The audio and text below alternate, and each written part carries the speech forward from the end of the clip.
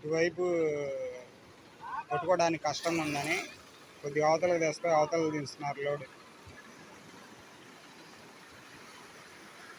ఎంతైనా చేపలు పట్టడం అంత కష్టం ఇంకోటి ఉండదు.